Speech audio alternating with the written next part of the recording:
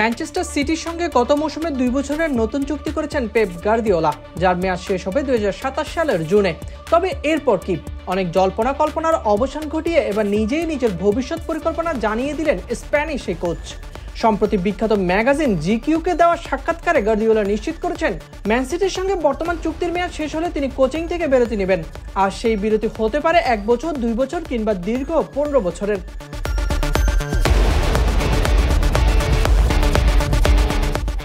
লম্বা বিরতি দেওয়ার পরিকল্পনা নিয়ে গার্দিওলা বলেন, আমি জানি ম্যান সিটির সঙ্গে চুক্তি শেষ হলে আমি বিরতি নেব। আমি সিদ্ধান্ত নিয়ে ফেলেছি, বলা ভালো, চূড়ান্ত সিদ্ধান্ত হয়ে গেছে। জানি না কত দিনের বিরতি নেব, এটা 1, 2, 3 এমনকি 15 বছরেরও হতে পারে, কারণ আমার একটু থামা দরকার। নিজের দিকে, শরীরের দিকে ফিরে তাকানো উচিত।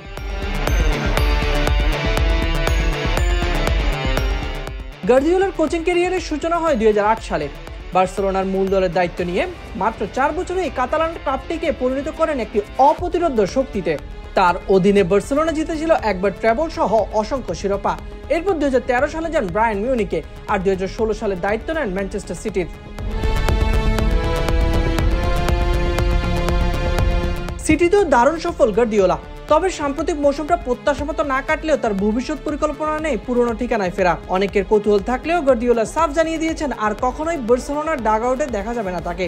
গার্দিওলা বলেন, এই অধ্যায় শেষ চিরদিনের জন্য। ওইটা দারুণ একটা অধ্যায়, অতি চমৎকার, কিন্তু শেষ। আর বার্সার প্রেসিডেন্ট হওয়ার মতো অত যোগ্য আমি নই।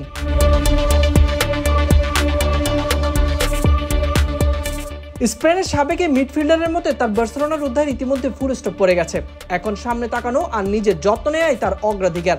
এত সফল ক্যারিয়ারের পরও দীর্ঘ বিরতি নেওয়ার এই সিদ্ধান্ত গার্দিওলার ব্যক্তিগত প্রয়োজনীয়তার পাশাপাশি ফুটবল দুনিয়াতেও পাচ্ছে কিছুটা ভাবনার খোরাক। তবে তার ভক্তরা নিশ্চিতভাবে অপেক্ষায় থাকবে কবে আবার মাঠের ডাগআউটে দেখা যাবে টেকনিক্যাল জাদুকরকে। সাইদ ইবনে শামস, বিডি স্পোর্টস টাইম।